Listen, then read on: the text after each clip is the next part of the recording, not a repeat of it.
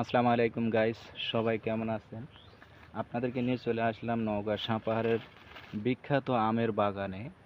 নওগাঁ সাপাহারের বিখ্যাত আম বাগানের এবারকার অবস্থা খুব একটা ভালো না। আপনাদেরকে আমি বাগানের দৃশ্য দেখাচ্ছি, অবশ্যই দেখবেন। দেখেন, বাগানে এবারকার চাষিরা খুব একটা ভালো আম উৎপাদন করার জন্য অনেক চেষ্টা করছে, কিন্তু আম খুব একটা ভালো হয়নি। দেখেন, আমে প্রচুর পরিমাণে দাগ থাকার কারণে আসলে আমি সব এই যে দেখেন অল ক্লিয়ার ভাবে দেখা যাচ্ছে।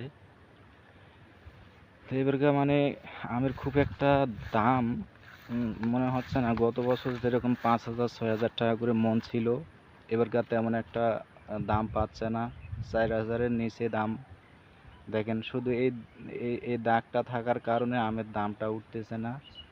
দেখেন, আমের সাইজ কিন্তু খুবই বড় বড় আমের সাইজ, আপনারা কেউ ছোট মনে করবেন না। আমের সাইজ অনেক বড়, কিন্তু এই দাগটার জন্যে আসলে আমগুলো দাম পাচ্ছে না চাষিরা। যেমন আমরা আম চাষ করি প্রতি বছরে, আপনাদেরকে দেখাই। প্রত্যেকটা আমই অনেক বড় বড়, প্রত্যেকটা আম বড় বড়। দেখেন, এখানে একটা আম পাকা পড়ে আছে। এই আমটা হচ্ছে পাকা, আপনাদেরকে দেখাই খাই।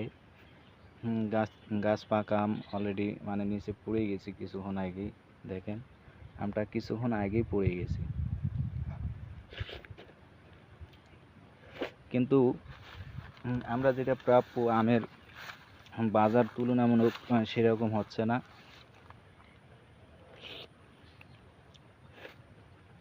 একদম দেখেন, গাছ পাকা আম, খুবই সুস্বাদু গাছ পাকা আম। এটা হচ্ছে আমরুপালি আম, আমরা যেটাকে আমরুপালি বলি।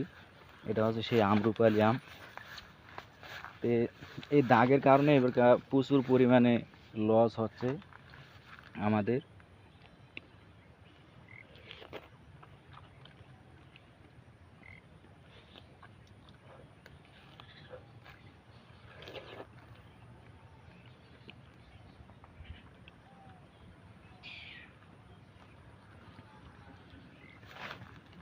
খাওয়ার রুচি নাই, এত আম খাইছি। এবার দেখেন, আমের দানা দানা কিন্তু সবগুলোই বড় বড়, একটাও ছোট আম না। কিন্তু তারপরও দাম হচ্ছে না, কারণ আমগুলো সবগুলোই দাগ হয়ে গেছে।